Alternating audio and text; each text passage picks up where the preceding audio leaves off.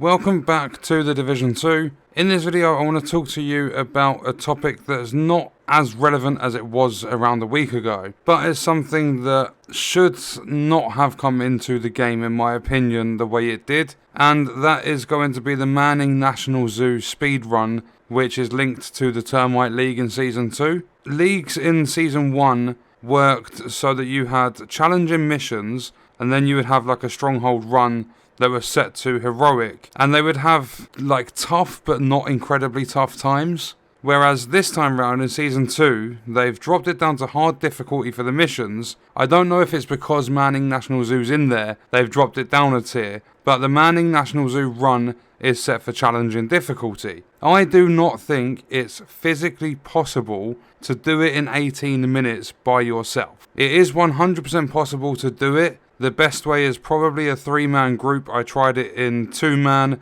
I had one person running DPS, one person running skills, and then I had 2 people running DPS. And I even made sure that one of us had the Coyote's mask so that we could proc the teammate with extra crit damage and stuff. But we ran through and my fastest time was, I believe it was 22 minutes 10 seconds with 2 players. But I've seen that people are able to do it very, very nearly failing, but still in that sort of like successful sort of time. And I mean, it's possibly doable on PC, but for console at least, I don't think it's possible at all to do it solo. Your time for this stronghold is 18 minutes. That's to get the stage 10 rewards for it. I've tried a few times, I haven't tried loads and loads, but it's a really lengthy stronghold. I run it on normal. I went down twice with the revive hive because, you know, fire damage is overpowered in this game. I went down twice, but there were no actual wipes. My revive hive got me back up, so we could say that's possibly, I don't know, I'm gonna add 6 seconds on for each of the revives. So that's 12 seconds already added onto my time. Then you get all of the interactions that you have to, like, they are forced interactions. You have to deal with them.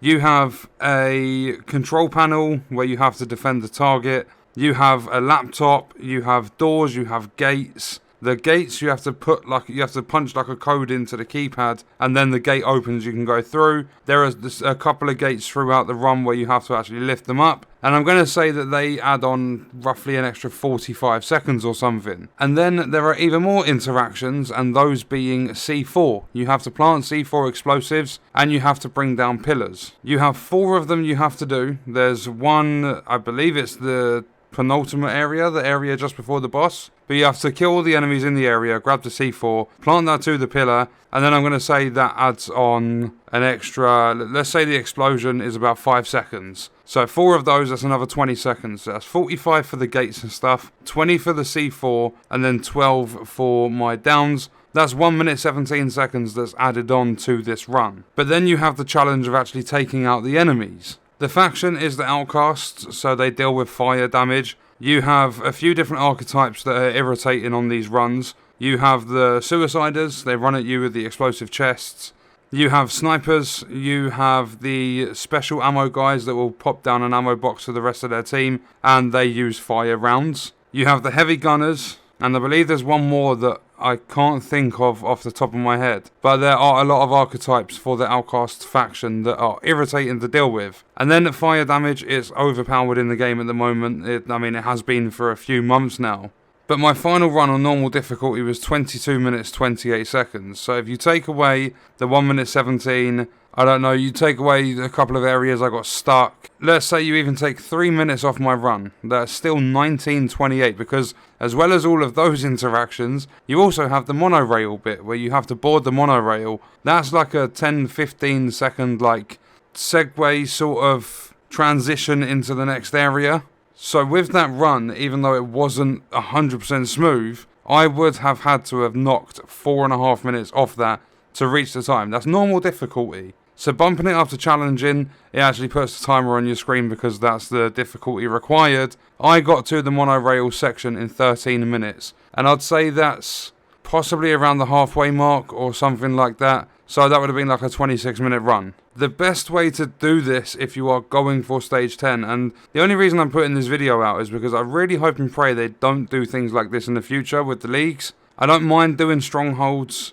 I've done them lots of times. Like I say I'm fairly efficient at District. But I believe they need to do more testing with these, because 18 minutes is a ridiculous time to try and set, especially when it's a stronghold. Some missions, let's say Lincoln Memorial, that's a fairly long one. Potomac Event Center, that's another. I'd say they're lengthy sort of missions. They're not too bad, but these are strongholds. These are extended missions. They are supposed to take longer than a standard mission. So you really have to be able to speed run. You need to have a little bit of survivability. You need to be able to play aggressive but smart at the same time. You need to have a lot of damage output to deal with the enemies. And I'm going to say that you need to have teammates. This really wasn't set up for solo play at all. Because say there's an area with a gate and there's only a few enemies left. One of you could run for the gate and instantly activate that keypad so that you can go through the gate pretty much straight away.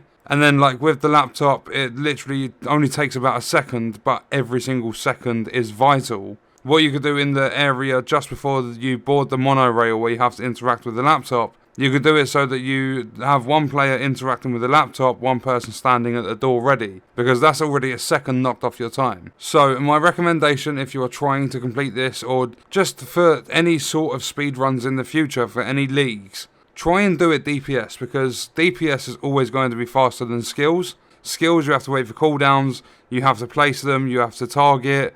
And then with your weapons, if an enemy gets into an area that's not accessible by your skills, let's say you got your turret down and there's a pillar to the left-hand side, but an enemy's run over there, you need to use your gun's not going to output a lot of damage with a skill build. So for all leagues in the game, I would strongly recommend running DPS. Try it with different group sizes if possible. I mean, some of them you might have to matchmake for, because you might only have 2 friends that are playing the game right now, and it's could be the best, like the most beneficial to run a 4-player group. But if you can, always try different amounts of players, because we actually found it easier to do the Roosevelt Island Heroic in Season 1. We found it easier to do that with 3 players rather than 2. And I haven't seen many completions at all of this Manning National Zoo time, but the one I did see was a 3-player group. I've seen other speedruns before, like players managed to do it in 16 minutes, but that was like Title Update 7 and previous to that. From the moment Manning National Zoo released up until Title Update, like before Warlords basically. So the builds were completely different, the way the game played was completely different as well. So I want to know in the comments, I'm going to leave the video there, I want to know, have you completed the 18-minute stage 10? If so, how did you do it? What sort of player numbers did you run? What builds did you run?